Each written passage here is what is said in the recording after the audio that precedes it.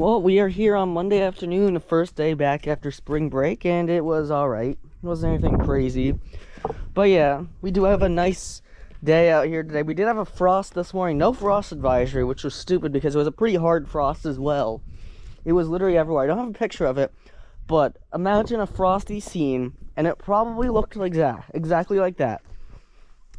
So in this video, we're going to be doing a garden tour. We're going to start everywhere over here. We're going to do all the way down there. And by the way, the cherry blossoms are blooming out here. About a week late this year, I'd say, than last year, at least.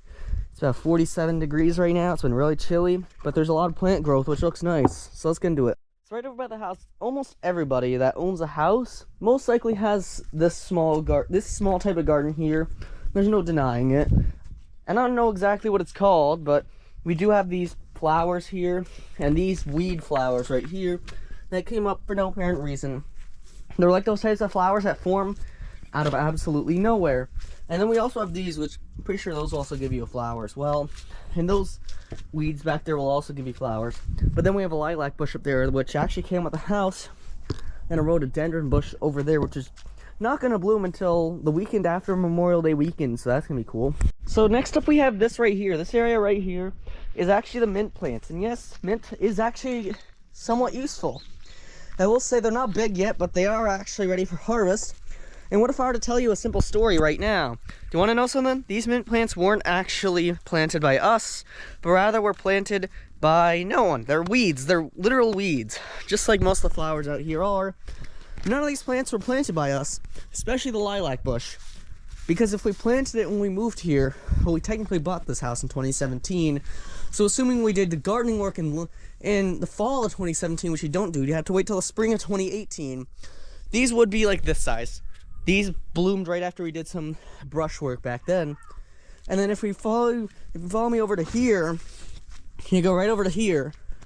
Right over here is where you'll find another bush. I don't know exactly what this type is, but like most flowers, they bloom sometime right around Memorial Day weekend. Here in the Northeast, 6B, it's a really nice place to be during Memorial Day weekend.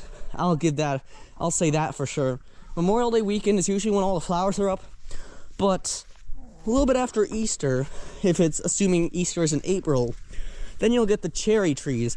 I went over to Fallsburg back on Friday. They had a weeping cherry blooming there, and it looked amazing. I forgot to record, but they have a lot of small gardens there, and I'd say it's a nice little gardening community over there, so yeah, it's pretty cool. Let's move on down to the orchard next. Now, believe it or not, to get down to the orchard, there isn't really like a normal fence that you'd be expecting. As a matter of fact, you have to enter through the chicken yard, which sounds weird, but the chickens don't attack these. And I'll say we're getting more progress with what we had during Monday on spring break. We have a bit more progress, at least. You can see here, we have some chickens over here. They're all helping with the pollination process. Not pollination, wow, I'm stupid. I meant like fertilization. I'm stupid. They're putting down the fertilizer into the ground, and then they're helping all these little plants grow and maybe even getting some fertilizer. So we do have some more buds, especially on the cherry trees. And there is actually, believe it or not, when this orchard was in full-fledged back in the late 1990s, really more like mid-1980s to mid-1990s, really. This orchard expanded way further. Like, it crossed right over the barn over there.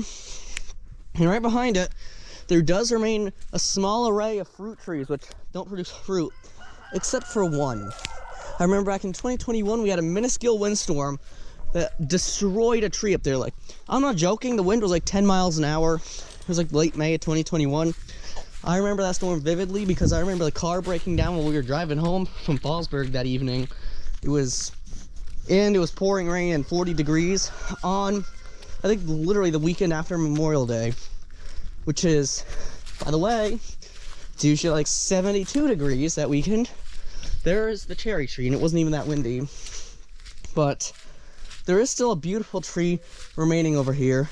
And though, if you do see that cherry blossom over there, I don't know exactly what it is. You can point that out down in the comments. I'm pretty sure it's not a weeping cherry, though. This is a crabapple tree, and right now there was no signs of life except for a few buds, which, I mean, usually we don't get some nice blossoms until early May. So let's go inside and let's see what's going on in the garden that's gonna be going outside soon. But wait, we gotta go to the actual garden because there is some plants there that I haven't quite yet done an update on this year. And of course, with the goal in mind of showing you like literally every single flower in existence is currently blooming on soon-to-be trees and vines. There is grapevines right over there, by the way. They don't have blooms on them just yet. I don't think they usually grow any flowers. There is some flowers up there. These will eventually be those red berries that the chickens love eating for some reason. And right in here we do have the strawberries that are covered up for the winter still, because it can actually snow here this late in the season. Case in point, 2021 and 2020. On April 16th, 2021, we got 5 inches of snow. On like April 20-something, 2020, we got like 8 inches of snow. And then in the middle of May 2020, we got like 2 inches. So that was something. They do have blueberries, and the birds are the reason why we're not getting any substantial harvest thus far. You see, there's a nice array of buds coming in on this one. This is the most healthy one. All the strawberries are here. There's many different varieties. I don't remember the ones off the top of my head, but now I'd say we're getting really into the nice portions of the spring garden. So let me go in there and do a quick garden tour, then I'll do a quick update.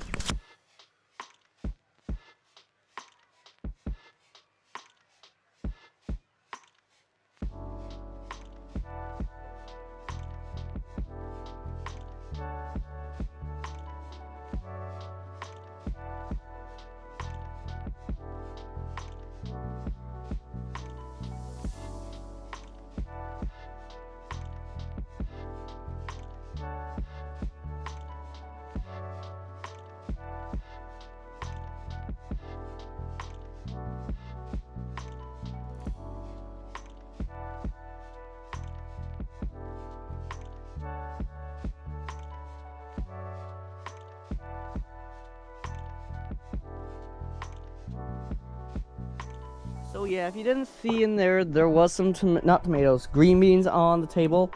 And they're not there for a good reason. They're dead. My dog, unfortunately, got to the green beans, like always. Like a doofus, like a moron, whatever you want to say. She's my little puppy, so she's still curious. Just like last year we had issues with my cat, Cricket. She was still a kitten at the time. Nowadays, she's like, I think, a little bit over a year, almost 2 years old, coming up on that. This September, I'm pretty sure. Or I think earlier, I don't remember the exact date. But yeah, this time it was my puppy, who was born on November 15th of last year, if you were wondering. So that sucks. Now does it? So yeah, new garden tour will be coming out next week. Next Monday, like always. And then we'll be in May. So I think those garden tours will get a bit better every week. And then we'll transplant them into the garden. And we'll see what happens after that. So anyways, enjoy the rest of your day.